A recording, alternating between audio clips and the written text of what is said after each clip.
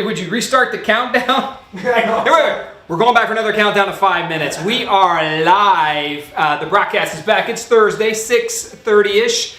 And I am probably in the safest position right now in all the city of San Antonio, flanked by 3 retired San Antonio police officers. And we're going to have a great conversation tonight. We're blessed to have these men in to have a talk about what's happening with police officers to the city of San Antonio, defund police, the riots, this whole thing, collective bargaining, chapters 143, 174, all this language that's floating around when it comes to really policing and public safety in the city of San Antonio, what that means and how that happens. Tonight, we're going to have a conversation about things that need to be said from the police officer side. If you've watched over the last 2 or 3 weeks, we've had the Reliable Revolutionaries came on. Antonio Lee visited with us, Farrell Clark, Jordan Parks, Christopher Herring came on, and we had conversations about Black Lives Matter, about Reliable Revolutionaries, about what it means to be a person of color in San Antonio. And we sat here and we listened, and I think we had some great debate and conversations. Now tonight we wanted to bring in someone from, well actually 3 folks from the San Antonio Police Department, people who have retired, who can say what they honestly believe is happening in the department. Because here's the key. If you're active duty right now in the San Antonio Police Department, or for that matter, in the fire department as well, if you speak your mind or say what you think, you are going to get fired at the city of San Antonio. I can tell you that right now. If you were to go online on social media and post how you feel about Ron Nirenberg, or say something about the process, or talk about either chiefs or whatever, and it's not something that the city of San Antonio likes, they'll fire you. There is not a freedom of speech when you're a police officer or firefighter. You got a job to do, you show up, and the contracts are very tight on what you can and cannot say. So what you get is a police department and police officers who hold back their feelings and ideas and thoughts about how to make the department better. You will not get an answer from them because they will lose their jobs if they tell you what they honestly think. So tonight, we have an opportunity of 3 folks reached out to me and said, hey man, we want to come on and have a conversation and say the things that need to be said fairly, responsibly, and also what is best for the city of San Antonio when it comes to public safety. So we're going to get in that tonight. I'm going to introduce the gentleman here in a second. But as always, we start the broadcast with thanking our sponsors. We are filming out of Align Mortgage of Texas. We're at 5,900? I always 55. 5590. Chris, I don't know why I always get that address mixed up. I'm sorry. 5590 Summit Parkway. Look, just Google Align Mortgage of Texas. It's the #1 VA lender in the state of Texas, soon to be the nation. They are going national to take the truth about the VA home loan to every veteran in this country. If you want to own a piece of the land that you served as a veteran, I served as a veteran, I'm currently working on my mortgage loan with Align Mortgage of Texas. That's how much I love this company. I want to do my business, my family business with them. Align Mortgage of Texas will help you as a veteran, or any veteran you know, own a piece of the land that you help serve and defend. So jump on it. Look, everything from how this operates, the costs and fees, to what it means to be a veteran, to what it means to own a home, right? All of that will be walked through from the minute you walk into Align Mortgage of Texas to the minute you walk out with your keys and take care of you just like your family. Thank you to the 3 owners. Starts at the top with Tony Diaz, Chris Cano, and Cody Cotasquillo. We thank you both for the organization you're building, for letting us film here, because at the end of the day, you're allowing us to bring information to the citizens in San Antonio. We're doing it in your home, and thank you for that. Give them a call, look them up, ask a question. If you know a veteran, just simply tell them, Google Aligned Mortgage of Texas, and get on a path to owning a home or getting a better interest rate. I'm here to tell you, the interest rates have never been lower in the history of the VA loan. Give it a call, reach out, make it happen. We appreciate you. Save some money. And also become part of this great family. We also want to thank AAA Garcia Bail Bonds and Louis Garcia. We love this guy. He's absolutely phenomenal. Family-owned business. You're running some trouble at the Bexar County Sheriff's Office. Maybe you get rung up and you need some help. You need to get on a bond. Give Louis a call. He's been doing it for years. And the best part about it is it's him and his wife. It's a family-owned business and they're to take care of you. No judgment. Just give him a holler. Say you need help and tell him we sent you. AAA Garcia Bail Bonds. We love you. And then we also thank Tyler Hall and Speedy Salt. We just love this guy. Man of God, always putting it right and first and taking care of people. Tyler Hall and Speedy Salt, he'll deliver salt to you. You know the drill. We always brag about Tyler because he helps us out on the show. And then we also want to thank our 2 realtor partners. We start off with Brian Pena, Remax Realty and Toronto Realty Group. We love you, Brian. Reach out to him. He's got a special program for first responders. Wanted to make sure we mention that tonight, which includes no closing costs and helps on credit repair. It's a bunch of different things that Brian's doing to help out. And then Rebate House and Chris Marty. Chris and Meredith Marty welcome baby Luke to the world within the last week here. So Chris can't drop in on us now because I think he's on baby duty, right? He's got a tiny baby, and we love Chris Marty, what he's doing. But reach out, look up what it means. The name tells you just a little bit about it, but I'm telling you, if you think about it, rebate house, rebate, money back, give them a call, rebatehouse.com. We thank you to our sponsors. We love you. We appreciate you. There's two things I want to do up front. And first off, Sal, if you can put up the picture of the deputy who lost his life in a car accident on the way to Corpus Christi. One of the things, and their families, and sometimes not in the line of duty. This young deputy right here, Deputy Sheriff Noah Calderon, and look, we make light of a lot of things, and we joke about, we do joke about the Bexar County Sheriff, and from time to time it just gets a little fun, and we're just doing what we do. It's politics. And then you get recognized and you get put in your place a little bit, and you realize, hey man, there's people doing those jobs. So in spite of your political differences or what you feel about how things are managed or ran, there are men and women who are working at the Bexar County Sheriff's Office doing the job every day, whether it's in detention or it's out on patrol or doing the thing. And anytime one of them goes down, you're hurting from any level of injury. And then of course to a loss of life like this. Deputy Calderon was 18 years old when he joined. Check out the bio on the broadcast Facebook page or at the Bexar County Sheriff's Office. Youngest in the history of the Bexar County Sheriff's Office. He was 20 years old, was on a trip with his fiance and his brother to Corpus, and were in a car accident. And Tyler did say that his fiance passed away as well today. But Deputy Calderon, it is more than rest in peace. We honor who you are, what you've done for us, the service you put in. And he did work in detention. The Detention Bureau himself was studying to get his peace officer license, and that was a whole life in front of him. And we have to honor that and the service he gave, not just to Bexar County, man. I'm talking about the service he gave to our entire community in the city of San Antonio. So we're going to shut that down for one brief moment here and think about the deputy and what he's done for the city of San Antonio and Bexar County.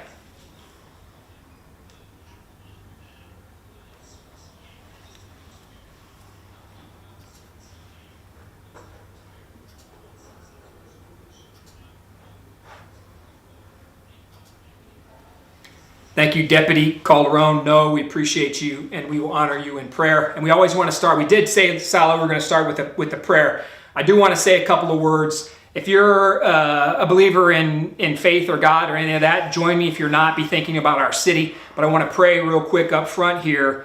And I want to include, especially tonight, Noah Calderon, his fiance, and all the men and women at the Bexar County Sheriff's Office who have got to be hurting. I did see the sheriff on Facebook today on a video talking about Noah Calderon and his deputy, and you can tell this is hurting the entire family. So up front right now, we'll say a prayer. To me, praying is a conversation with God. I can go up and have a speech and talk about crazy stuff. I mean, you give me a topic, I can talk about it. When it comes to praying, though, I just simply talk out loud, whether I'm walking or wherever I'm at in the city. And I would tell you this much: this city, this county needs prayer now more than ever. And prayer centers you and it brings you back to the things that matter most. And for me, I need to start doing more of that. That means starting the show with that. So I'll tell you this, dear Heavenly Father, we're thinking about Noah Calderon, his family. We ask that you put a guiding hand over that family as they go through what is the most difficult time in probably all of their lives, from grandparents to brothers to sisters, you name it. His brother's in the hospital right now. Dear Lord, please put your healing hand on him and take care of him as well. But at the end of the day, we love everything about the service of our first responders, dear Father. We ask that you guide them, you protect them, not just the Bexar County Sheriff's Office and Sheriff Javier Salazar, but also William McManus and the San Antonio Police Department, police officers in Leon Valley, Chief Salvaggio over there. You can go right down the line, dear Father. Please protect our first responders, guide their hands, their families, discerning information for them so when they're doing their job, they're protected and taken care of. And we ask that you bless, dear Lord, the city of San Antonio, both sides of any political discussion. Heavenly Father, please help us do it respectfully and caring for each other. And at the end of the day, if we can bring one more person to a little bit of prayer, we've done something good. So all we ask is that you bless the show tonight. You bless the partners who've showed up with me this evening. You take care of their families. And you hope at the end of the show tonight, dear Lord, that we all make it home safely. But for Noah Calderon, we ask you bring your blessings to him and you bring him to the gate, dear Lord, and welcome him in. That sheriff is going to be taking care of those pearly gates for you. We know he is. Bless him, Father. Take care of Noah Calderon and his family. In your name we pray. Amen. All right, so I got 3 cops here tonight, and they're retired. I had to run them through the metal detector. No, I'm just kidding. We are absolutely, I got to be careful, man. This is the safest place in the city of San Antonio tonight, so we're ready to go. 3 police officers. We're going to have a conversation about what matters most in public safety, how things are going on in San Antonio, what things need to be said, what the future looks like, the programs they're working on to bring awareness about facts. When you think about what's happening in the city, when you think about what Austin did today, defunding police officers, Seattle, Portland, Minneapolis, when you think about these cities, the number one thing you can do if you want to create change in San Antonio, the number one thing you can do is fact, is take the animal, the beast, right? That argument, whatever it is, you take it head on and you come right at it with facts and truth, right? And I'm sorry, the other side, if they don't want to respect that, that's on them. But don't back down from what you believe. Put the thoughts and ideas out there. That's what these 3 gentlemen are here. We're going to start with letting them introduce themselves. John Schiller, Robert Farley, and David Moore are here to talk to us. They've retired, so we'll start on the far end over here with John. And John, tell us how long you were on, where you come from, and you got to say where you graduated from high school, man, because I got to brag. Detective John Schiller, born and raised here in San Antonio. I actually live in the same neighborhood I grew up in. Did 32 years on the police department. From 1989 until I retired in 2019, I was basically assigned to the gang unit for the city of San Antonio. Graduated from John Jay High School. John Jay, baby, John Jay. So I'm a native and I love this city and couldn't have picked a better police department to work for. Thank you, John. Welcome. We look forward to it. David, talk to us. Hi, my name is David Moore. I'm a transplant. I moved here in San Antonio in 1983 and fell in love with the city. The diversity of it and the tranquility. This was a city that didn't have the animosities towards each other that I had experienced elsewhere that I'd lived in the world. So I fell in love with it. And when I joined the San Antonio Police Department in '85, I found my niche. This was my home. This was my community, my family. All I wanted to do was protect it. And still all I want to do is protect it. Well, welcome. We appreciate you. And you formed an organization Called Unite San Antonio. Unite San Antonio. It's a public group, correct? It's a public discussion group that we built on Facebook. Realizing that the factions that are ultra-left or even ultra-right, they don't speak for the vast majority of San Antonio. San Antonio is 1.4 million people. And I bet we haven't got 10,000 of the agitators that are creating havoc in our city.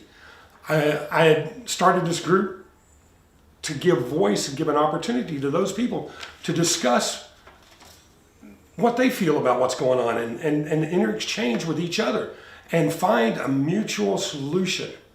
I just required one thing of our mantra, which is a saying from Thomas Paine. I offer you nothing but fact, simple argument, and common sense. And we stick to that. And that's what you'll find on our page. Unite San Antonio, take a look at it. We're going to talk more about that. It's in the description. Yeah, Perfect. Unite San Antonio, the link's in there. Join the group tonight and get some good information. Dave is pumping out great content and ideas on Unite San Antonio. Mr. Farley, talk to us. How long you had on and what brings you, what brought you to San Antonio? Are you native? I'm native San Antonio, born and raised, several families, several generations. Spent 36 years for San Antonio Police Department, followed in my dad's footsteps. It was in Cadet Class Number 1, 1939. You're Cadet Class 1? That was my dad. That's awesome. That's awesome. Did you hear that loud and clear? Did you get that one, Salo? His dad was in Cadet Class Number 1. Cadet Class 1 in 1930. 1939. 1939. That is awesome. I've been a member of the family up until the time I retired in 2009. So there's been a Farley on the department since 39. Right. That is amazing. That is amazing. I did 36 years, retired as a sergeant, and most of my time was on the east or southeast side where I grew up, so I knew the people out there, I knew the area out there, and everybody seemed like they worked fine together no matter what Perfect area of town you were at. Well, welcome. Thank you for being here. We're looking forward to it. So let's, so here's what happened. So Dave reached out and said, we want to have a conversation and bring some thought on and just talk about how police officers feel and what the job means. So Dave, why don't you walk us through for a minute or so here about how you felt, why you felt you needed to reach out and have a conversation now and why you called in the first place. It's simple. San Antonio is my home. It's my family. These gentlemen and I, our lives have been spent protecting that. I'm scared for our community. I'm scared of the direction we're going. I'm scared of the people that are, hopefully, they're trying to destroy it. I want to help our community get to a place where we are protected, where we're safe, get back to that diversity and unity that was so unique to San Antonio that I found when I moved here in '83. I mean, I'd lived all over Europe. I was in Europe during the Cold War, all over the United States. I never saw the animosity between the ethnic groups that I saw elsewhere in the world. San Antonio is older than our country. We've learned to live together, and we're getting away from that. I want to see us get back there.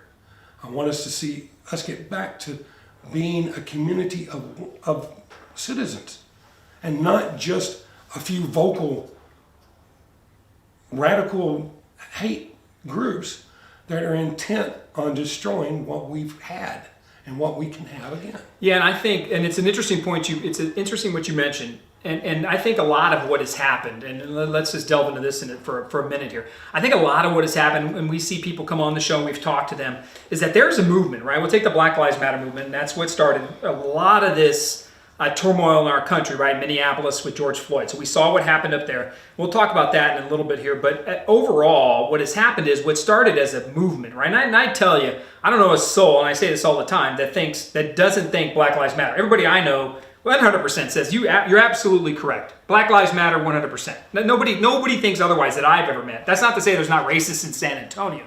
What that is to say is that I don't know anybody that thinks otherwise.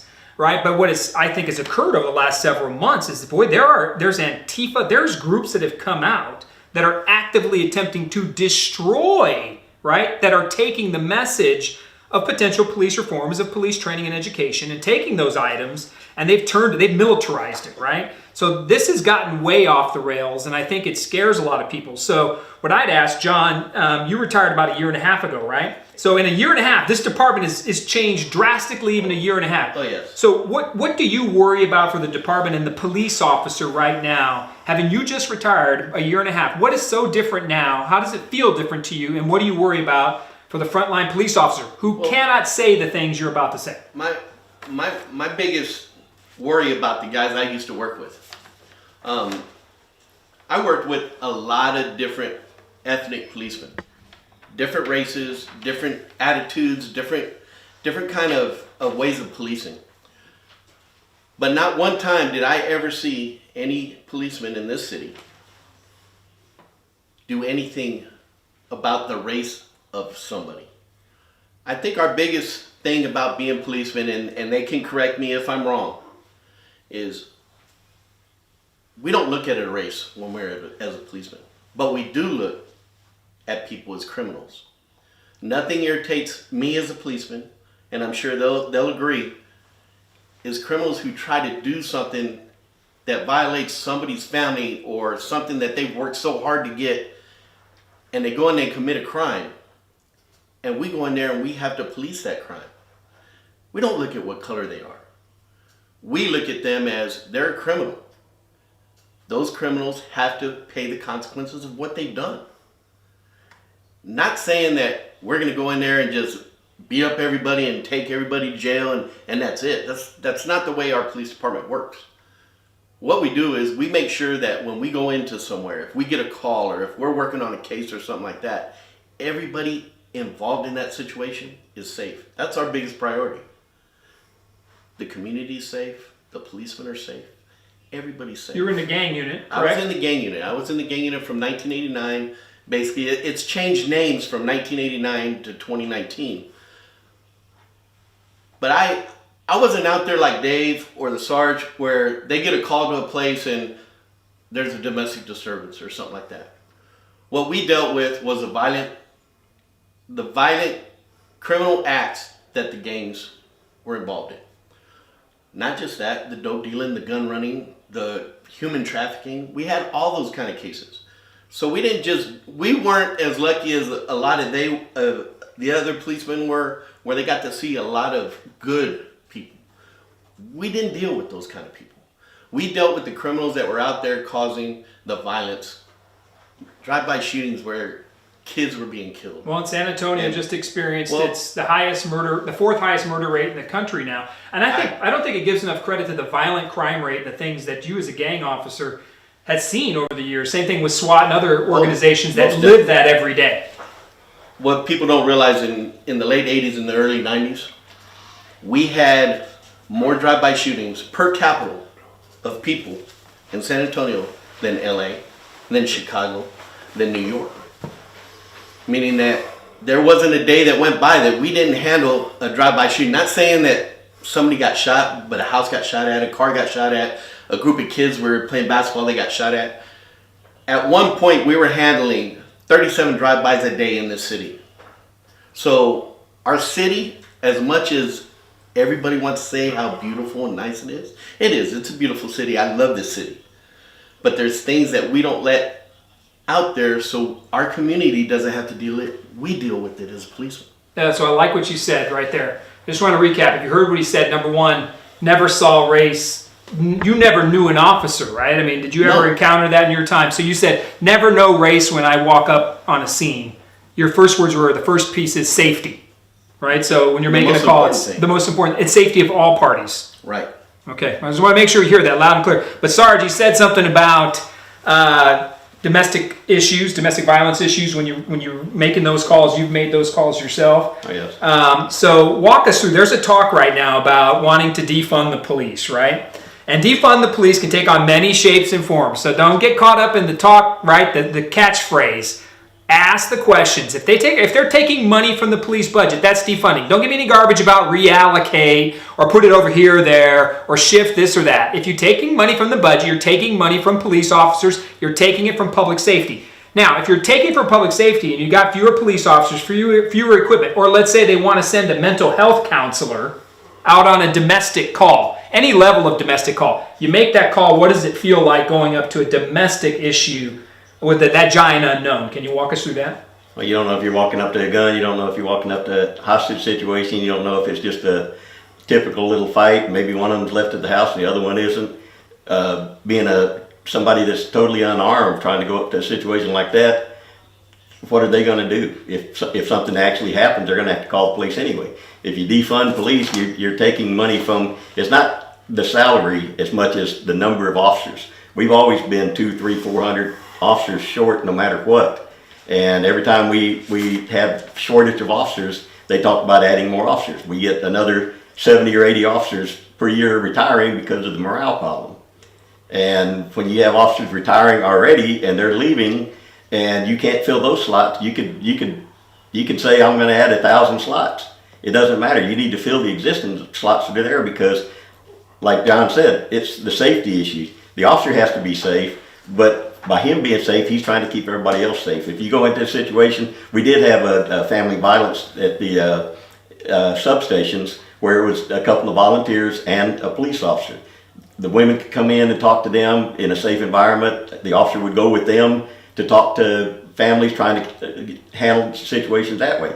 But there was always a law enforcement figure involved in it because just in case something goes wrong, the only one that has the power to make arrests, the only one that can take any kind of action is a police officer. Is there any call you would make as patrol where a mental health counselor could go by themselves?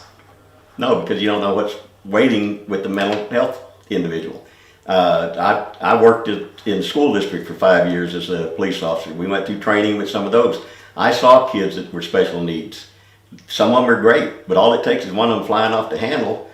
We had one that tried to bring a rifle and a shotgun into a school. Luckily, they caught him before he was able to carry out any kind of a mission.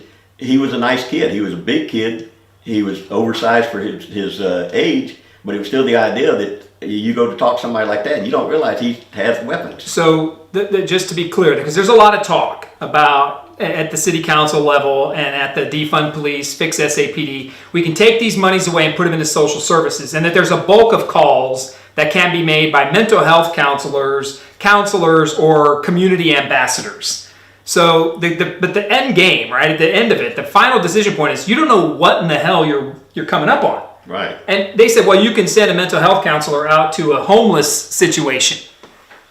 I was a council member going out with SAPD on homeless calls, and they are knifed up. They've got homemade knives. They've got booby traps set up in the. Yeah. They are prepared for someone to come in and take their goods and belongings. So Sarge is right. I don't think there's any scenario where you can farm out police work to a counselor. Is there? Or, I would like to have introduced those potential counselors to Roger Julio. He was, do you remember him? In downtown? He was a homeless man that lived downtown, split personality.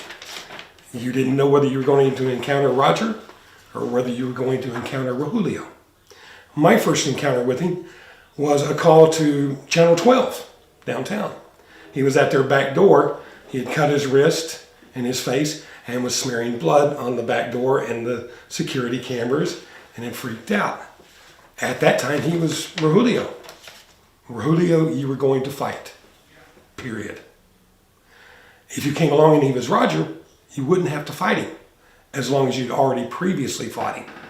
So what's interesting though is the way you're describing him, right? Police officers know the communities they patrol. Most definitely. So you knew this, you knew him. Yeah, as a district man, I knew my neighborhood. I knew my district. I knew the people who lived there.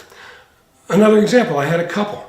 Every month, they would get into a fight, arguing. It never really got physical, but there was argument, and the kids would call the police. It got to the point where I'd do the same thing every time, and it worked. I'd send mom and dad to separate bedrooms, tell the kids they could stay up until midnight watching TV, made sure they had snacks, and I left. And this was every month. There was no solving their problems. This was their pattern, and this was their structure of their family unit. And the kids were okay with it. They knew. Hey, So hold on. Officer discretion then is a positive. Oh, most definitely. That's what you're describing. what right? I'm You're describing is I was a peace officer. There's two types of law cops. There's the law is the law, where you break the law, you go to jail. There's no questions about it. The law is law. There's no gray area. I was a peacekeeper. That was my community. I wanted my district, my community, my home safe.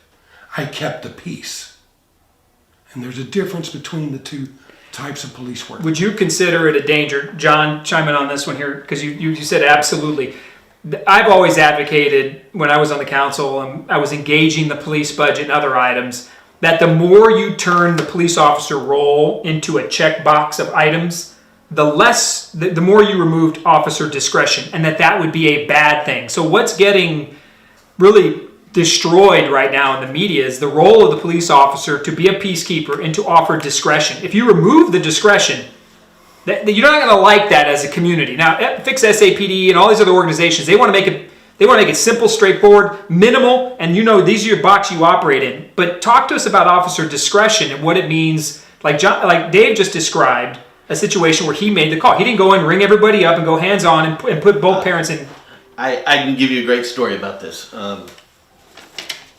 1980, all four of us were here when this happened. There was a shooting at Sam Houston High School when we started having a real bad gang problem. That's when it started.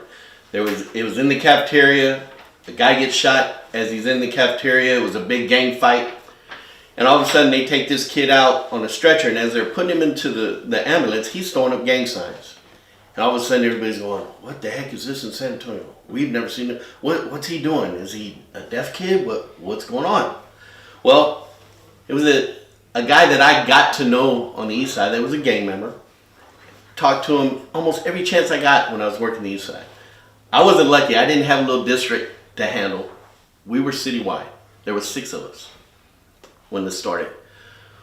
Well, the guy's name was Larry Johnson. Got to know him very well. Got to know him real great. Anyway, because of that shooting and all this other stuff that he is involved in, he ended up going to the penitentiary. Before he went to the penitentiary, he had a little son. Went to the penitentiary, did his time, came back out. Well, when he came back out, All of a sudden, I have this other car. We had got information about this vehicle's been involved in drive-bys, beating up people and everything.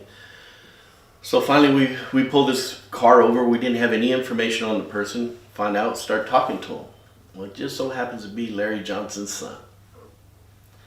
So now I handled Dad when he was a teenager. Now his son is a teenager.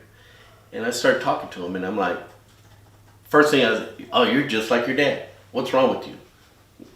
Why are you out here committing crimes? I could have said, you know what, I'm not going to mess with you. I'm going to hook you up. Let's get out of here. Pulled him aside, talked to him for a little while. Hey, you know what? I'm so-and-so. I'm Officer Schiller. At the time, I wasn't a detective. And it's Schiller. I think I heard my dad talk about you. I said, yeah, you probably did. Your dad's Larry, right? Yes, sir. Got to know him, started talking to him. And instead of just being that cop that goes over there and says, oh, you're just like your daddy, I'm going to hook you up. You sit there and you get to know him. You get to talk to him. You find out, hey, what's going on? Why are you doing what you're doing? All of a sudden, it's like, hey, you know what? Not all policemen are bad. Yeah, and so what you That's did, the biggest thing. What you did was you took some time, and we see that stuff doesn't get enough publicity, right? Because I tell you right now, we always talk about the media being complicit in their storytelling of what's happening in our city, right? I think that's part of the problem, because I would attest to the fact San Antonio is unlike any other big city in this nation. I think we're blessed and we've got a lot of great things, but there's criminal activity, there's things that are happening, but those police officers that are out there holding that line, like yourself right there, you could have easily rung him up right there and not even thought twice about it and taken him in. Yes. And people talk all these times, all the activists say, well, you know what, we shouldn't be arresting and throwing people away in jail forever and taking a small crime and then criminalizing that person and then institutionalizing them in jail and turning them into worse criminals. So their answer is to take away power and discretion from the police officer, when in reality, the discretion is what, in your case in that story, the discretion helped that young man, because you didn't take him in over a roach or a joint in an ashtray or whatever the situation is, or whatever he got rung up on. The bottom line is you made a call and discretion. So I wanted to be very clear about that. I would caution an activist and anybody who believes the negative side of SAPD. And if you're listening to and you're on that side, I would caution you that be careful what you ask for. Removing the discretion of an officer because of a few bad cases, and there are bad cases, but removing the discretion is going to remove an opportunity to change someone's life. And in that moment, John talked about him helping the son of somebody else he encountered. And it's just amazing. So be thinking about that. Be thinking about discretion. Dave, we talked about this when I asked you out front, man. It's one of my questions here. I asked Reliable Revolutionaries this: can you be pro Black Lives Matter and pro police? Yes, I can.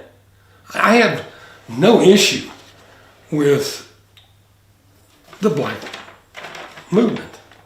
I wrote about on our group about 3 men who I respect. They went and changed the United States. They did it without violence, they did it with intelligence, and they did it within the system. I respect those 3 men.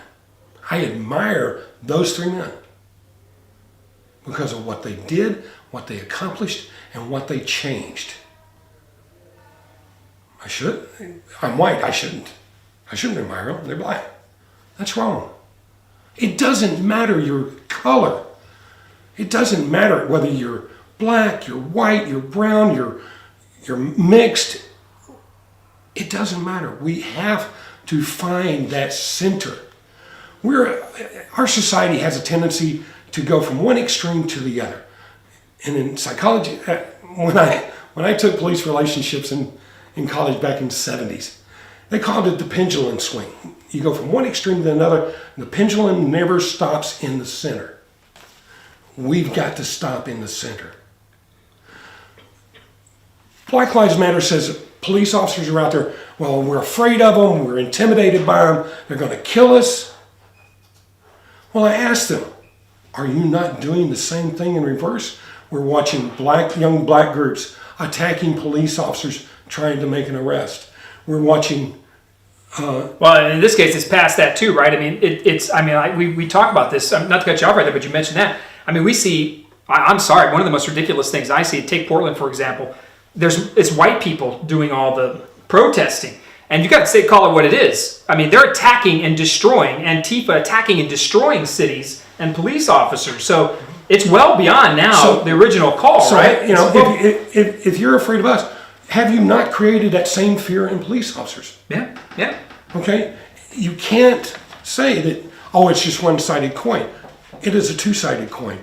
As much as you may fear us, you are creating that fear in us too. Did you ever encounter, so talk to me about how John talked about when he went up on a call, he didn't see race, he didn't see color, he just saw safety and how can I get things safe? You make a call, what was your mentality when you went on the scene? That's my neighborhood. That's my people. They live in my community. They live in my neighborhood. I'm there to take care of them. My job as a police officer was to protect those who couldn't protect themselves against those who were trying to harm them, rob them, steal from them, or injure them. I was the only thing protecting them from that 2% element of San Antonio intent on taking and harming for their own benefit. It didn't matter where it was coming from. I mean, we hear about and we see the statistics, black on black crime. It didn't matter that it was, it's just one person trying to take, and I'm there to stop that. So Jess, let's be clear. John didn't see it when he came up on the scene. Didn't think race. And you're being very clear. When you come up on the job and you had something to do that dictated that you defended the peace. You said, I'm not a cop, I'm a peacekeeper, right? I'm not law enforcement. You're a peacekeeper. How many years you have on the department? 26. 26. And then that's your mentality, right? You walk up and it's about your community. It was my mentality when I came. I learned that as a police officer with the military. Good. Sarge, I want to ask you this. We talked a little bit about when you came up on a scene, right? So you were patrol? Or Most of my time was on patrol. Most of your time was on patrol. A lot of times people are talking now about the militarization of police, right? So we've kind of turned them into little armies, and that's one of the biggest knocks, right? Like they show up, they're fully geared up, and they look like they're ready to go hands-on every situation, right? They're locked and loaded. That's the image that the media and activists are portraying of police officers is this militarized bunch of people running around. And then they literally say, killing people in the streets of color. Killing people of color in the streets. Just everywhere. Like it's rampant every day in the city. That's how they're portraying San Antonio right now. We're going to get to that in a second. But the militarization of police. So I want to talk about that for a second. But also I'd like you to describe, because you've seen it. And the reason I think it's great that the three of y'all are here is you can talk to how this has grown over years, right? Over decades. Let's talk about the militarization of the criminal. Because they've grown in their capacity to break the law and the weapons they use to do it. So when I say militarization of the criminal, let's talk about that for a second. Because what never gets talked about in the Black Lives Matter movement, defund police, SAPD, and also fix SAPD, what never gets talked about is the fact that some fool broke the law, right? And somebody needs to be held accountable. And these laws are broken, are violent crimes, right? But that gets a pass, right? So what have you seen over the years, the weapons that are being used? You said, I go up to a call, I don't know what I'm going to see. Well, what have you seen when you made these calls that they're saying now let therapists roll up on? Well, years ago, the gun was the Saturday Night Special. In fact, I had one that had a pin that held the revolver together, and they lost it, and they had a matchstick to hold it in there. I don't know if he had ever tried to shoot that thing or not. They've gone from things like that. They upgraded to AK-47. They were getting those at these little shops set up anywhere they wanted to. Had a friend with ATF that they said they'd actually see like a 16-year-old go into one of these gun shows and say, that one there, and the adult with them would tell the person across the counter, how much is that one? The kid would hand the adult the money, hand it over. They hand it to the adult, and he hands it to the 16-year-old right there in front of them, and supposedly that was all okay. Now, I do have a little problem with that at these gun shows. But overall, the gun shows, those are people that know about weapons, that they're there for a specific item or upgrade or whatever. But going from the old Saturday night special to AK to ARs and like you said, militarized now, they're better armed than police. The police used to just carry a 38 with 18 rounds of ammunition when I first came on. 38 revolver, 18 rounds of ammo. No vest. Was that in Florida or California with the bank robbery? That California. Back in the 80s. So it's fair to say that yes, police have gotten better equipped. Because they have to. Because they have to, right? So definitely. it's not like the police department just said, hey, I'm going to roll up looking like a Green Beret because, oh, hell, it's fun. Let's get suited up. Right. As the criminal element gets better militarized, and again, city council, I hope you're listening to this, but I know you're not. And I know you're going to make decisions based on your pandering answers to activist groups because you think it's going to get you reelected.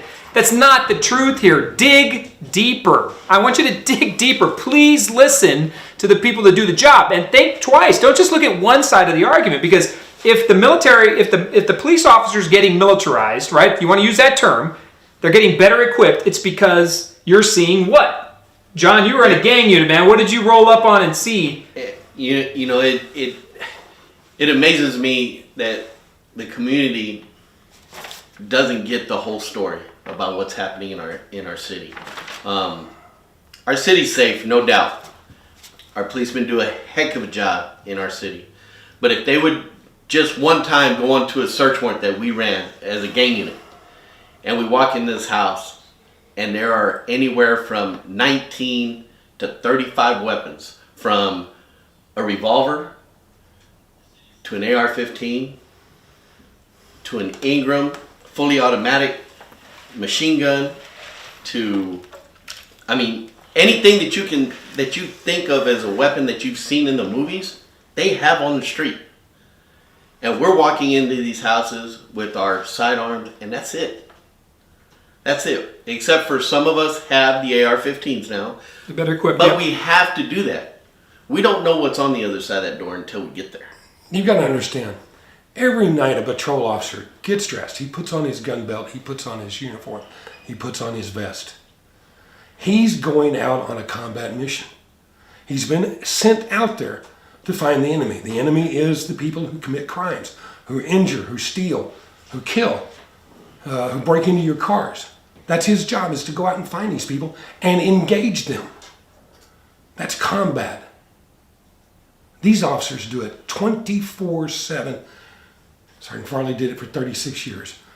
32. 32 years, 26 years. And the combat, when you use that word, so people may get freaked out by that word, right? Like you're going into combat. That's a scary word for citizens, and let's make sure it's very clear. But reality. But the de-escalation, you guys go through training that is off the charts on how to de-escalate situations. Am I right? It takes 6 months of academy, intense academy training. Then that officer goes out and he's a probationary ride-along for 6 months. And then another 6 months as a probationary under scrutiny by a supervisor. Then he's going to be on that department, on that street 5 years before any senior officer says, you're a cop now. 5 years in the making. They also go through 40 hours of training pretty much every year. Yeah. There's 4 weeks of training every year. There's yearly training. When are they going to start training the bad guys? That's true, right? Right. The de-escalation and the actual techniques that you're taught. These are things that are fully trained, right? We're trained on them. We learn them from other officers on the street. We bring that. We bring that with our training officer. We bring that with our own common sense and our own intelligence. We bring all that together and bring it to the street because we don't want things to get out of hand. Right, peacekeeper. We want to go home at the end of our shift. Well, yeah. At the end of the day, it's the only job at the city where we want to go do the job, and you may not. But you know what? We want everyone to go home at the end of the day. But I want to go home. John wants to go home.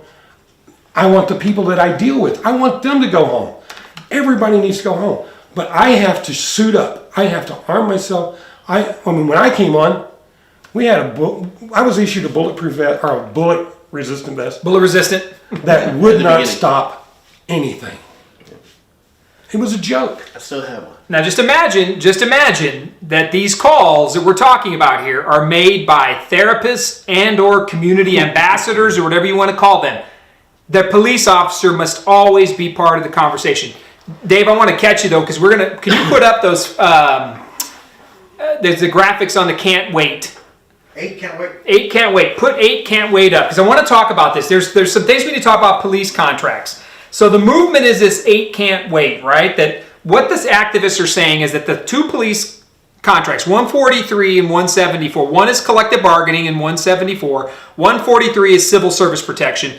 Dave has forgotten more about these things than I will ever know, right? So I got an expert. Reverse. Yeah, I did it again. I reversed it again. We're going to talk about that in a second. But part of their complaint, right, Fix SAPD and all these other activist groups, are that these 8 items need to end immediately. But I want to describe it because San Antonio is doing 4 of them right now.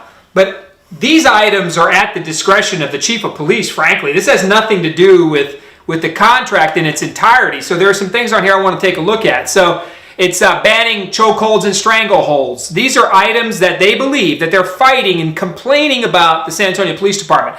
De-escalation techniques, duty to intervene, ban shooting at vehicles, establish use of force continuum, right?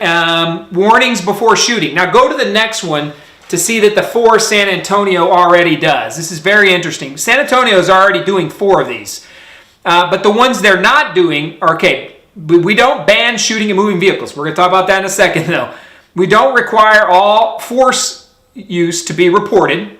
And we are up at the top right there. Man, I'm getting blind.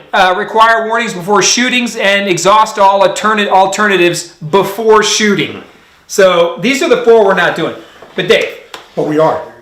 Talk us through what these items are and what the police department is or isn't doing. But we are doing these things. Talk to us. Tell us how. Okay, the first one, I can't read it. The first one is, let's see here. We got it right here. The first one's banning chokeholds. That one. The chokeholds are banned. They have been for decades. We don't use chokeholds. We use pressure holds, and So chokeholds are banned. Banned. Banned for decades. We're not going to choke a man out. And if you do it, you're going to get subject to disciplinary. You're subject to disciplinary action. We've seen that in the paper today. A police officer. There was 4 terminations over the last 9 months, by the way, and the media and the city miraculously released these terminations right in the middle of all this dispute and anger at the police department from City Hall.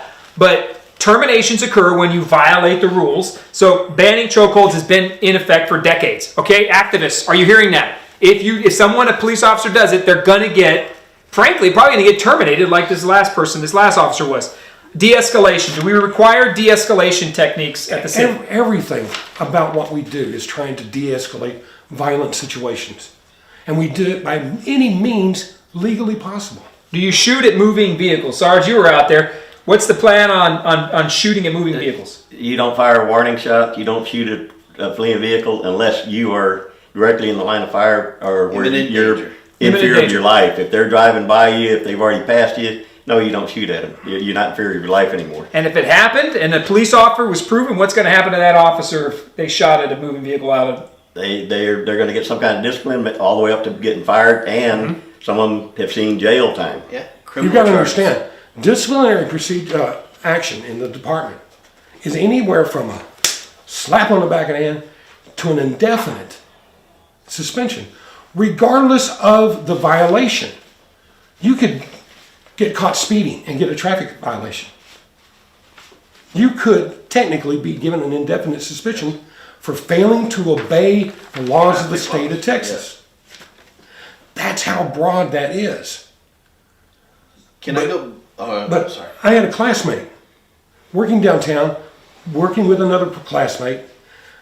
They get into an altercation. The guy starts driving a car at them while they're in the alley.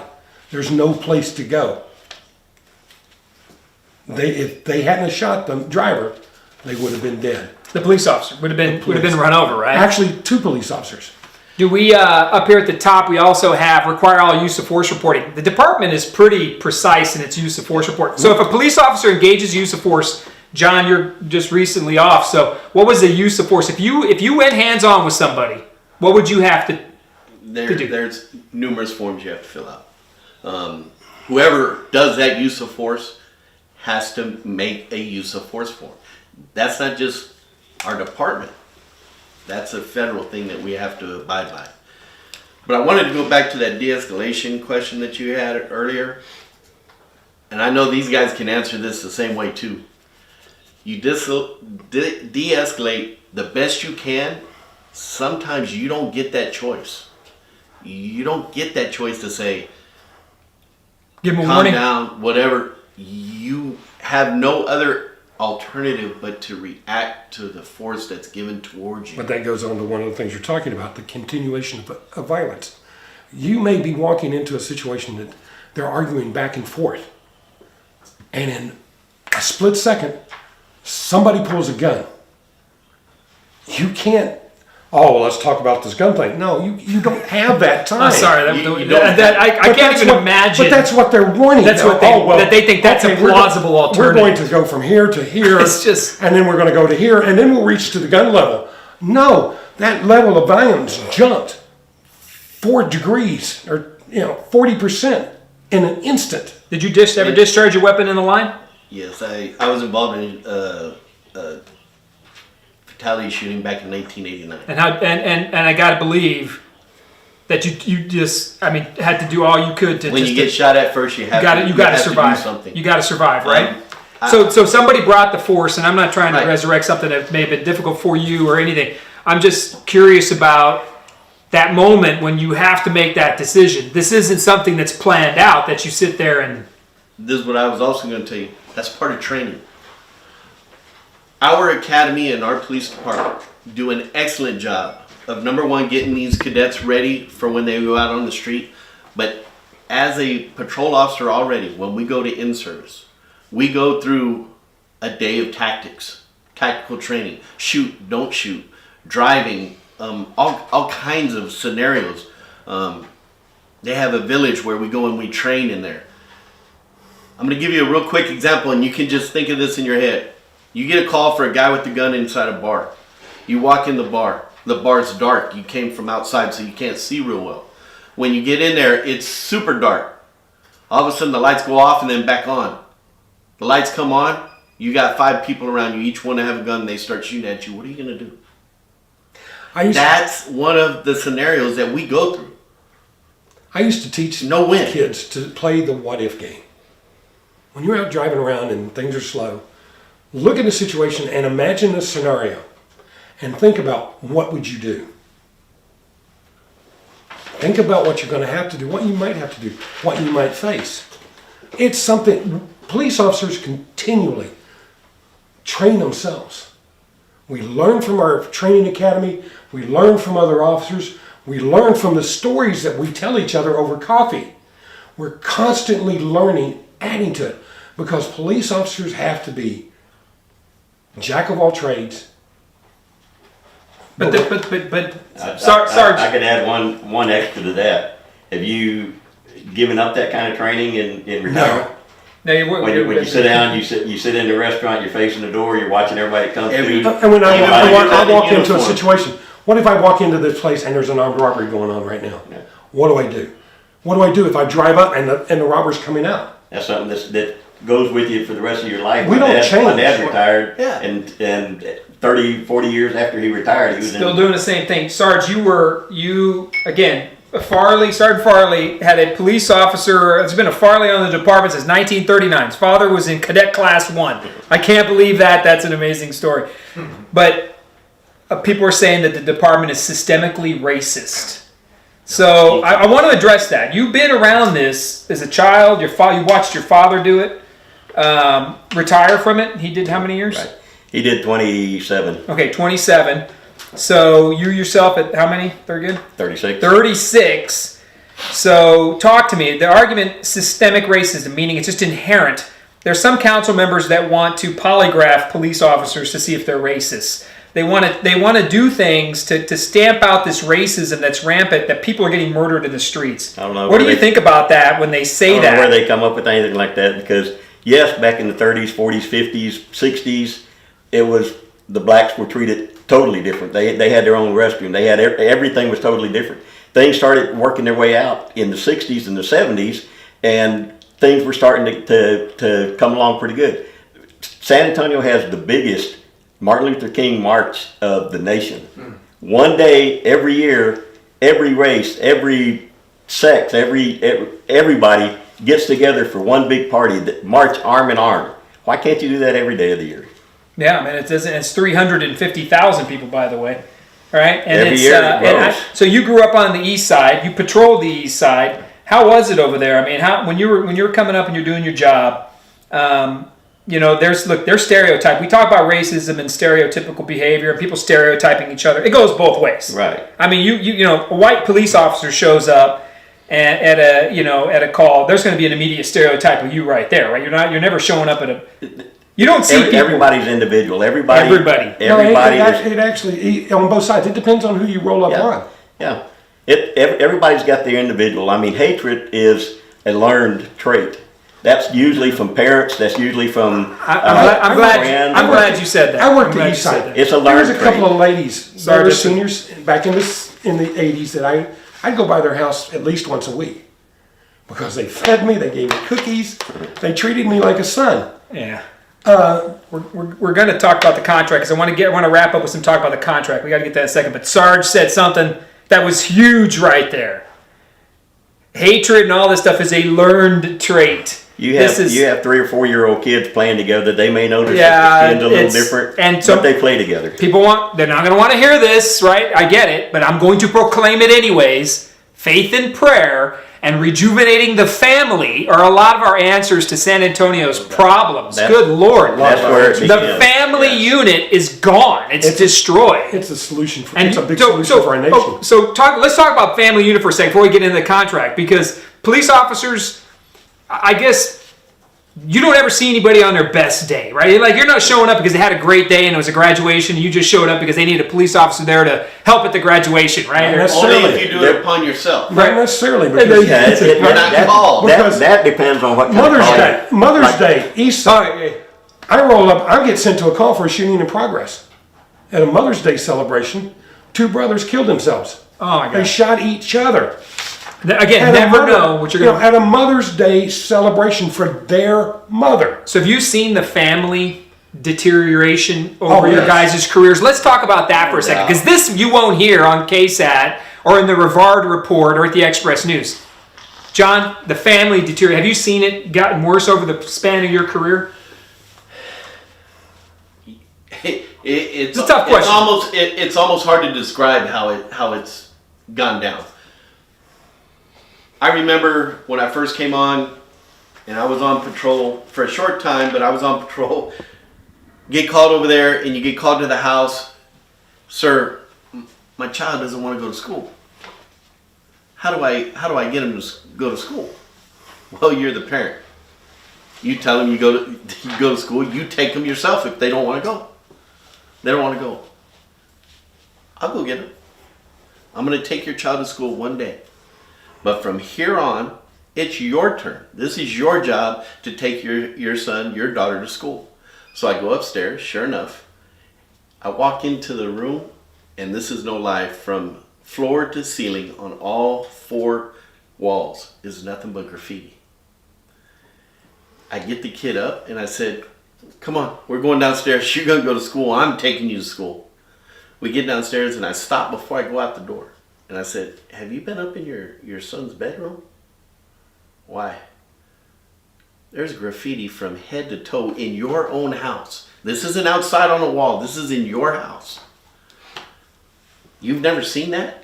Oh yeah, I thought my son was an artist. Really? Because it's graffiti. Did you read some of the stuff that's up there? It is a language. And part of my saying. language, fuck the police, and mom's a bitch, and all this other stuff. And I'm like, do you read what's up there? I said, you know what? I'm going to take your son, but you're part of the problem. These are your kids. You are the parent. Amen. Amen. Take them. Sarge, patrolling, have you seen, you had 36 years on, you seen a deterioration in the family unit over that time? Oh yeah, I mean, like you said, with the school, when I was growing up, if you did something wrong in school and you got a spat by the teacher, by the principal, whoever it was, you didn't want to tell them at home because Dad'd break out the belt and whip you again because you did wrong. Nowadays, you got them on video and the parents saying, no, he wouldn't do that kind of stuff. And you show them a video, and they say, that can't be right. You're looking at the same video I am. This is exactly what you see. It's your son. You see what he's doing. Well, he said that he didn't do that. It's there. Why are you backing him up when it's right there, instead of being a parent and saying you're not going to do this? Or they'll look at you and go, well, what did you do to cause them to do that? Yeah, there's That's a the other we got an They have account. they have an excuse for everything. One of the things that does tick me off over this whole last 6 or 7 months is that everybody's going after the officer, right? The police officer. And fine, we can talk about collective bargaining. We can have conversations about more training. We can have conversation of use of force, de-escalation. We can have all those talks. Those are more. There ain't no police officer. You know who wants bad police officers? And I'm not a cop, but I've been around y'all long enough, and I'm proud to call a lot of you friends. Nobody wants a bad cop gone more than a good police officer, right? Right. You want him gone. You want him gone. So, but this family unit thing has to be addressed at some point. And that, what I think is ridiculous, is it doesn't get addressed. This level of personal accountability is just gone. Like, nobody's taking personal accountability. But let's talk about accountability as we wrap this up. I want to talk about the contracts. So they want to collect signatures to take away collective bargaining, which is granted by voters in 1974. Again, I was 2 years old. I'm just saying. But it was granted by the citizens of San Antonio. So the only thing that can remove collective bargaining, which is collective bargaining, is essentially police officers operate as an association. They collectively bargain as a family, as one unit, for their pay, their benefits, and everything. It's not a negotiation with individual employees. It's the collective arguing and fighting and discussing, debating, whatever word you want to use, for their pay and benefits and rights as police officers and their protections. That was granted in 1974. Only a vote of the people can revoke it. And then civil service is Chapter 174. Civil service is a statewide entity. You can describe civil service for us in a second here, but it also controls other police officer rights and due process issues and other things that pop up on it. So these groups like Fix SAPD and other, they want to collect petitions and signatures to revoke both of these programs and, in essence, dismantle the police department. Am I correct? It would be a dismantling of the department? It would be not only a dismantling. Moses couldn't part the Red Seas fast enough for the exodus of police officers leaving. Wow. Okay. Yeah. I mean, that was. So so you're saying that the removal of these two would lead to a mass exodus of police Any officers? officer with 20 years on will retire. Period. Yeah, Austin already has where they can't retire because they were having too many wanting to retire. But our retirement's different. We can if you take away collective bargaining and civil service protection, every officer with 20 years or more will retire that day. There's nothing left for them to stay on, right? I mean, why would they stay on if they go to becoming an at-will employee? Because that's essentially what they would be done. so if removing collective bargaining, first of all, police officers are well compensated in comparison to the rest of the employees of the city of San Antonio. That's a given. Doubt. No doubt, but again, it's a job unlike any other. You can't compare apples and oranges on this deal here. You can't compare them to other city employees. The job is infinitely more dangerous. So they're well compensated. We get that. We also understand that this public safety takes up a large chunk of the general fund budget, up to 66%. We also understand that of the police budget, about 80% of it goes to salaries and wages and benefits. It's not just police, it's firemen too. Firemen also take up part of the 66%.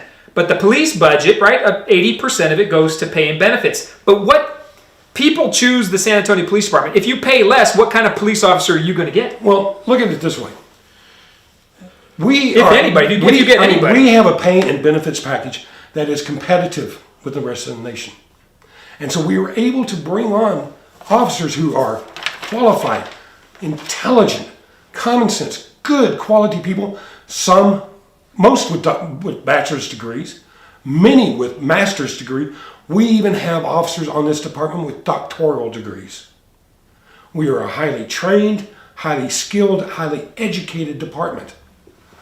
When I came on this department, we had barely over 1,900 people to protect, roughly about 900,000.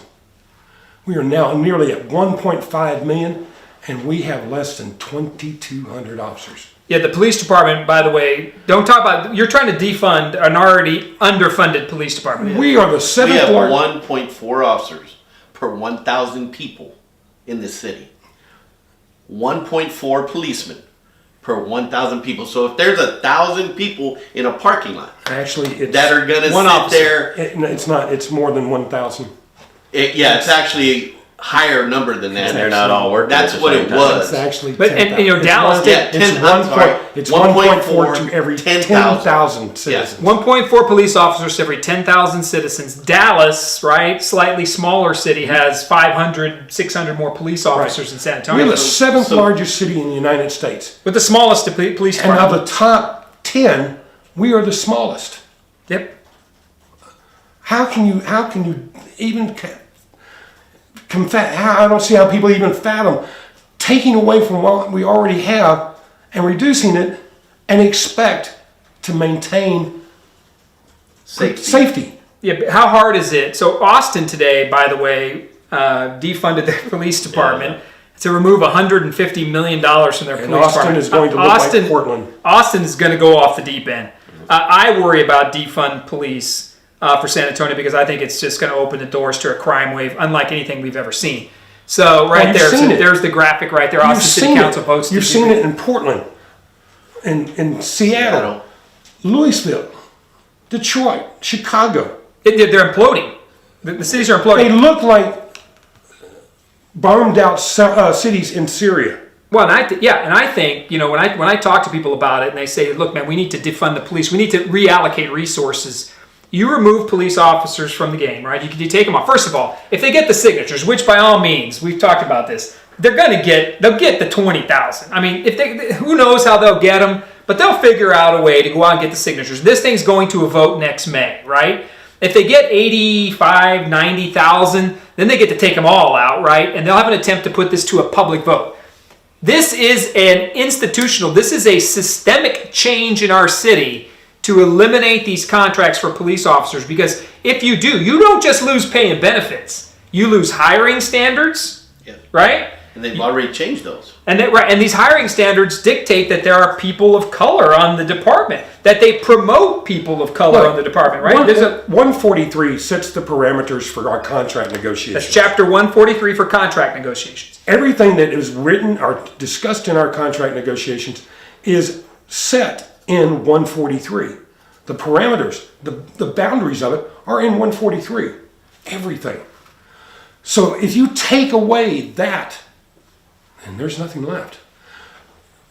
And this is coming from organizations that promote socialism. That's true. Yes? One of the principles of socialism is collective bargaining. So why would you advocate a form of government that you want to take away from the people?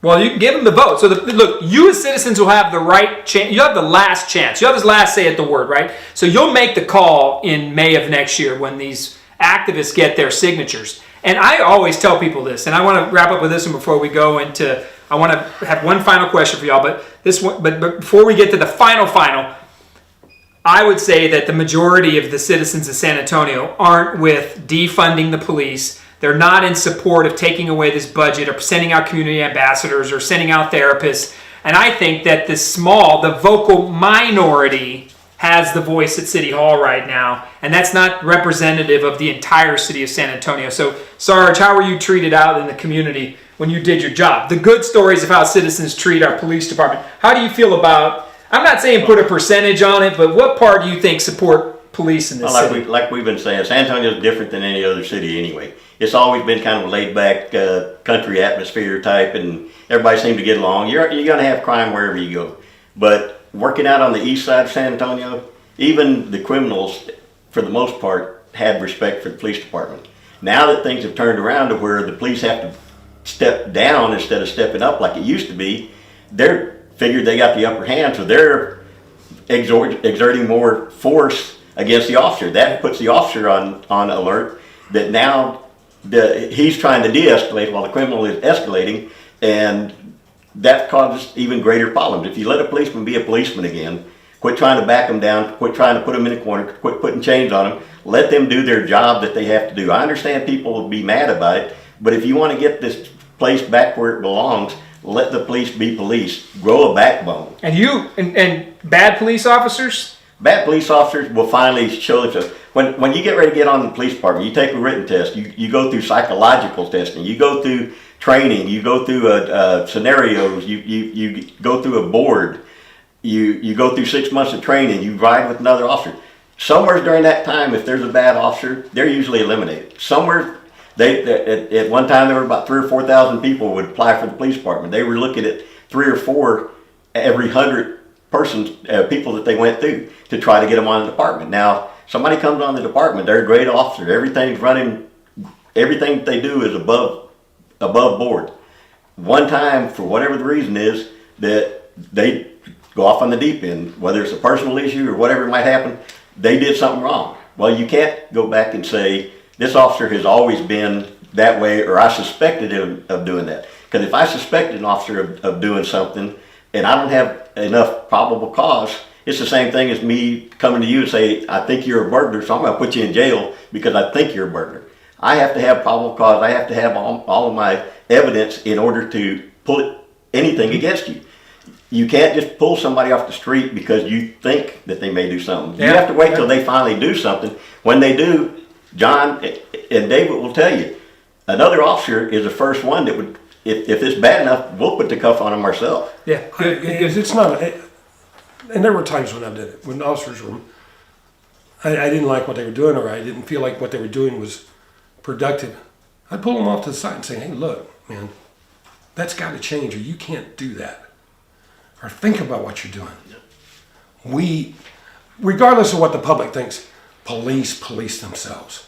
Yeah, because we are the first thing. One of the things they love to say. Good point. One of the first things they say. I'm going to make sure I preface this and finish what you're going to say, but I'm going to stop you for a second. One of their main arguing points is, oh man, the cone of silence, right? The thin blue line. Yeah. You protect your own, and you're going to come on. That's not true. It might have been true back before the collective bargaining, because then there was a mentality of go along to get along. I mean, that was a pat phrase. You go along to get along. You want to survive your career, you better go along with the powers in control. That's the upper echelon brass in City Hall.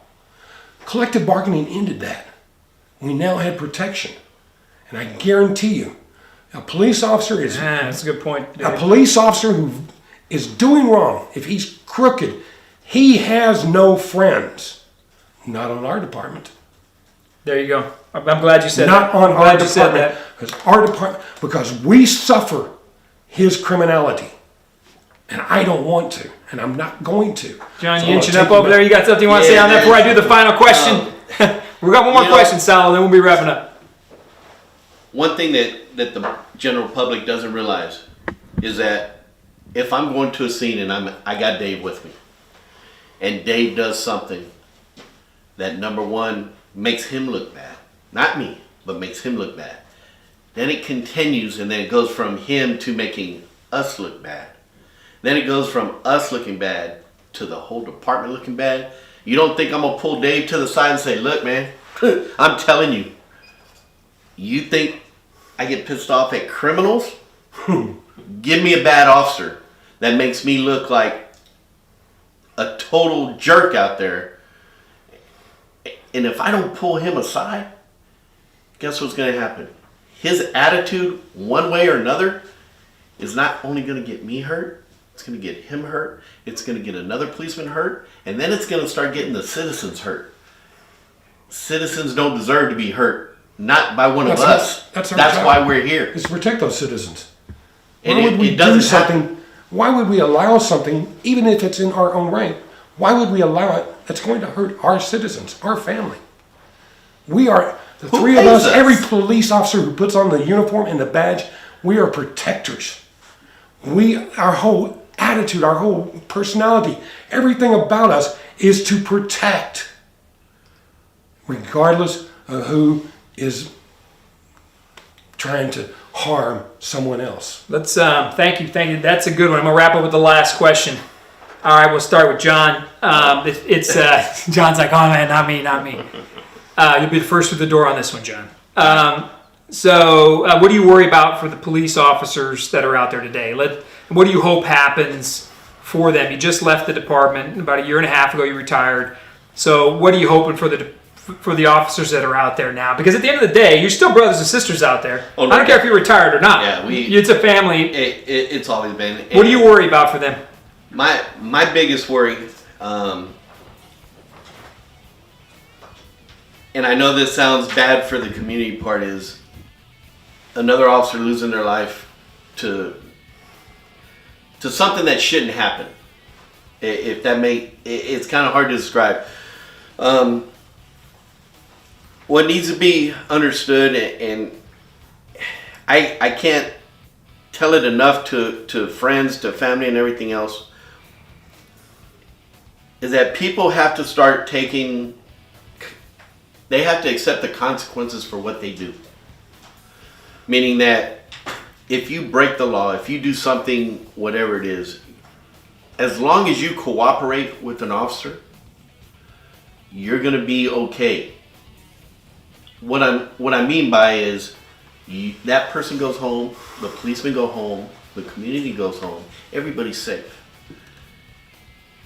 When you sit there and say, I didn't do something or I didn't do it, and then it goes from a verbal altercation to a physical altercation, it can only go downhill. It doesn't get better. I'm going to protect me first, because if I'm not there, I can't protect anybody. So I'm going to protect me. Then if another officer's there, I'm going to protect him, because if I need help, he's going to be the one to help me. And then I'm going to protect everything else around that. That's our job. That's our job, to make sure two things. Community is okay, and we go home every night. So my worry is, with all this stuff about racism and everything else, people are going to go with the attitude is, oh, you owe us, you can't do anything with us, we're going to fight you, and then it goes downhill from there. It's not like that. Policemen don't look, and people fight me and argue with me. Policemen don't look at colors. They look at criminals. They're here to protect people from criminals, period. Doesn't matter what skin color you are. If you get stopped on a traffic stop, people talk themselves into more trouble than it's worth. I don't know how many times I stopped a car and I'll go up, and my attitude up to the car first is, okay, I'm going to tell this person what they did and let it go from there. If I go up to a car and I pull you over, Greg, and as soon as I get up to the car, what the F did you pull me over for? Yeah. No, Yeah, we're not going to be on a good foot. But if I go up there and say, sir, this is the reason I stopped you, and the first thing you say, you know what, I didn't notice, I'm sorry, whatever. It doesn't even have to be sorry. It just, yes, sir, I understand, I didn't mean to, whatever it is. If that verbal first thing comes, you know what, you're probably either a warning or have a good day, be careful, whatever it is. But if they could just, I'm sorry, policemen have lost total respect from everybody that are criminals. They don't respect us anymore. They've gotten to the point where it's the fear factor's gone. Yeah, I don't want them to be afraid of me though, and I know policemen don't want them to be. All we want, you want me to respect you, respect us. Respect it, not me as a person. Respect me as a job of what I have to do. You got a job you have to do. All right, appreciate that. Thank you, John. So, Sarge, what do you think, man? Out there for patrol, who's out there? What do you worry about for the men and women that are out there right now? And what would you want City Hall to be careful about when the time comes? Well, like we all feel, we want to go home safe. We don't want to go out there. We don't put on the uniform and go out there and say, I wonder who I'm going to shoot today. You know, the gangbangers, they have their plan and we're going to drive by a house. They're looking to commit something. And officers out there are saying, I want to go out and do my job, maybe help somebody out, pull somebody out of a burning car, sit and have coffee with somebody that decides to sit down with me, have a nice day, and I go home. The other concern is the family. When you put on a uniform and walk out the door, the family doesn't know if you're coming home that night or if they're going to have 2 officers at the door knocking to give you some bad news. It puts a strain on the family too. So it's not just the officer that catches the brunt of all this stuff that's going on now. The entire family is involved in it because they're feeling it too. And my concern is the officers need to be able to do their job. They need to have the backing of the city, the police department, the chief, everybody on. They have to get on board and let the officer do their job. I'm not talking about going out there and just releasing people to go out there and whip everybody and put everybody in jail or whatever. Let them do their job that they were paid and trained to do. We have to get this, like David said, the pendulum. It went from one end to the other. It's not in the center. To get it back in the center, the officers are going to have to go off onto a little bit more violent type tendencies almost in order to bring it back toward the center. Not meaning that they have to go out there and shoot people and beat them or whatever, but they're going to have to do that old school of, I got to take the lead on this. I'll talk to you one-on-one, but as soon as you step up, I got to go up 2 steps because I have to be in control of it.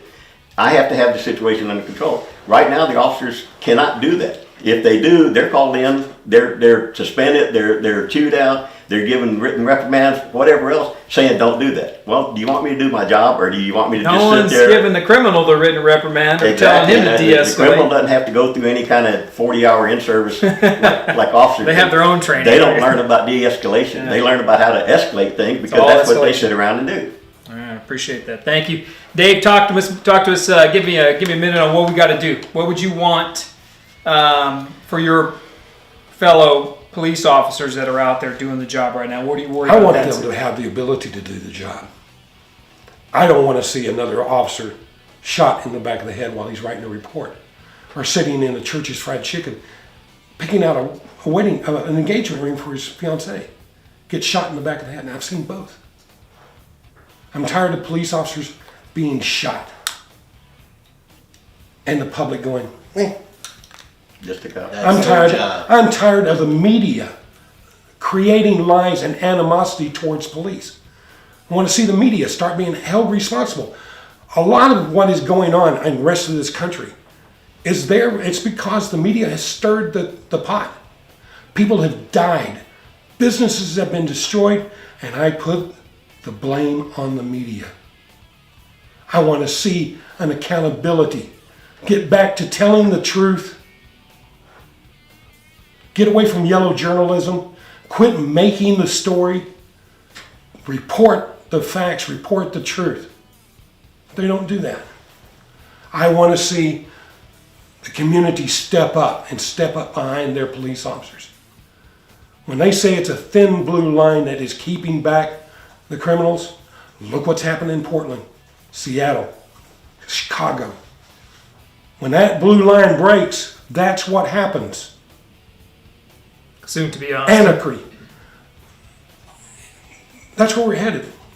Until the people step up and get behind their police officers and say, we got your back. I still have the habit of covering officers when I'm out. If I see an officer and he's on a traffic stop by himself, I'll go around the freeway and pull up behind him and sit and watch, just to make sure he's safe. Or I'll see a police officer somewhere and he's dealing with something. If he's there by himself, I'll stick around. I've got nothing. Doesn't go away, does it? It doesn't go away. I've got his 6. The 1.4 plus million people in San Antonio need and have to do the same thing. And we have to let these radical NAFTA and the militant Black Lives Matter and the outfits, I ain't effing around anymore, and reliable revolutionists, they need to know that the 1.4 plus million people of this city are not going to tolerate their conduct. I think they're going to learn that. They're not going to. And through Unite San Antonio, we hope to help them do Check that. out Dave's and the team's Facebook page at Unite San Antonio. Sal's got it up in the comments. You can follow. It's an open public group. It's got a lot of information out there about what's happening.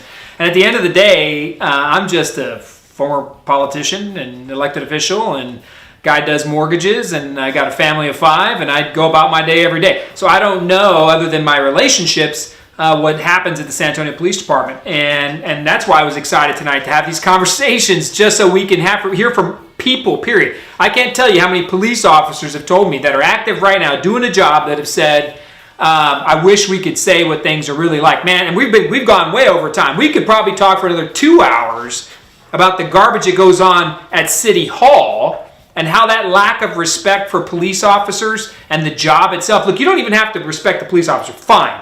The job, right? You don't want to respect the person. If that's okay, whatever.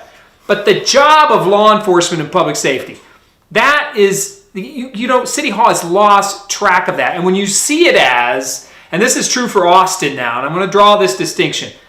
When you see the police department as simply a line item on an Excel spreadsheet, right, that you can cut as needed and remove these dollars here to move it over there, that's what Cheryl Scully, right, Julian Castro, almost said Joaquin, Julian Castro and Ron Nirenberg are going to do to this city, right? Cheryl Scully started this.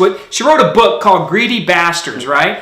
And in that, she triumphs and trumpets her own successes in breaking the police department and all these other things because they're going to destroy budgets and all this. None of that came true what she said.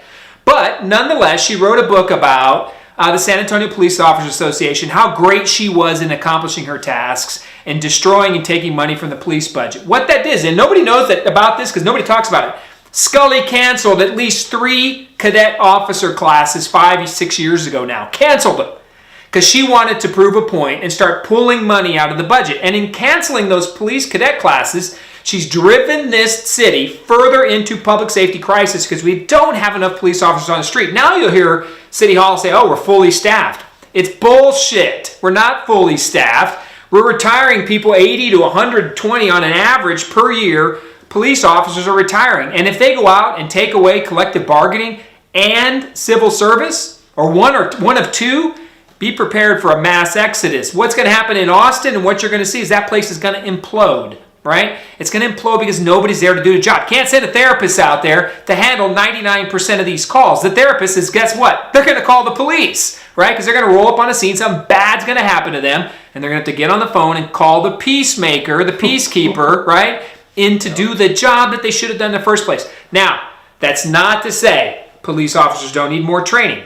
That's not to say they don't need to follow rules of engagement. That doesn't mean we can't use the can't, ate, wait, whatever that thing is called. All those things can be implemented. All those things can be negotiated. All those things can be worked together. There was a time in this city when City Hall at least worked respectfully with the Police Officer Association, the Fire Association, and all these contracts and problems weren't spilled out across the news and destroying our city. No. These things were done appropriately, and collective bargaining has worked for 40 plus years. The problem now is our liberal council, our progressive council, they've ran out of cash. This started with Cheryl Scully. They ran out of money to spend on all these pet projects that have nothing to do with basic core city services. And now they need money. So you know where they go when they needed cash? They went to the largest items on the budget, police and fire. And we can cut money from them to fund all these little pet projects and resume building items that Julian Castro, Ron Nirenberg, and a series of mayors have needed, and city council members to get themselves promoted or elected to a higher job, right? So city ran out of money. They went after police and fire to get it. It was never police and fire's fault. It was bad policy, bad spending that's bankrupting our community. And they needed cash to do it, and that started this whole war and the demonizing of law enforcement and public safety. Folks, the only way we fix that is to stand up and get the information out there. Look, I don't agree with reliable revolutionaries. If I was still on the council, I would not have raised my fist in support of anything. I don't need to pander to anybody to be who I am as a leader or an elected official or any of that. City Council, Mayor Nirenberg, you don't need to pander to people because you think that's what's going to get you reelected. I'm here to tell you, the silent majority is going to stand up in May and vote down both of these items, and we will not defund the police. But it's going to require all of us to stand up and get it done, man. You cannot sit aside and not do that. You got to get out and vote and figure out what's going on. And if you believe that's right, hey, so be it, man. We'll settle it on a vote in May. But I'm here to tell you, reliable revolutionaries, I respect you. Come on here. Black Lives Matter? I'm sorry, this may hurt your feelings because you can't get pissed off and lie about me. I believe Black Lives Matter. 100%. I also believe police lives matter. And I got to tell you what, there was a time when that respect and pendulum was set just right and we didn't have these problems. It's out of whack, right? And it takes leadership to bring that back into focus and recognize that we can get better without throwing the entire baby out with the bathwater. But folks, this is the vocal minority controlling the message at City Hall. We need to get back to the supermajority saying, hey man, this isn't the San Antonio I grew up in. We're not Austin. We're not Portland. We're not Seattle. This is San Antonio. This is a 300-year-old city, older than the country. It's not who we are. And if we don't reclaim that back, it's what we will become if we allow this crap and garbage to persist. That doesn't mean that the people on the other side of what I believe are horrible people. No, I don't mean any of that. I disagree with you, and I think we settle it at the voting box, and we'll see where it ends up. But we need you to come out, get educated, learn, listen, figure out what's happening, and vote where you want. There's people up and down this feed trashing me all day long. Like I care. I believe what I believe. And if I can get more people to say yes than you do, guess what? I'm going to win. That's electoral democracy, man. That's where we're at, man. So let's figure it out. Let's get the facts out. Let's stand up for law enforcement in the city. Tuesday night, there is a police support rally out at, I think it starts at 6 o'clock out at La Hacienda de los Barrios out on 1604 and Redland Road. Check it out. Find some information about it. It's a Back the Blue police rally. Chip Roy's putting it on, San Antonio Police Officers Association. A lot of elected officials will be out there. Look it up. Let's get out, right? If they're going to rally and get all the media and support, we won't get the media and support. We're not going to get it. It's not going to happen for us, but we'll get the votes. So thank you. We appreciate you. Thank you, John, for coming out. Thank you, Dave, for making the call to come on. Sarge, we appreciate you and your dad from Cadet Class 1. Thank you for that story. Get involved. Find out what's happening. Make it happen for your city. If you don't care about what's happening, but in the blink of an eye, it's going to be gone. The only way you get back, right? The only way you fight for what you believe in is to go straight at the issue and don't ever stop fighting for the San Antonio we know we deserve. Folks, this ain't it. And we got to get it back and get it back quickly. We appreciate you. As always, we'll see you next Thursday, 6:30 p.m. The broadcast is officially out.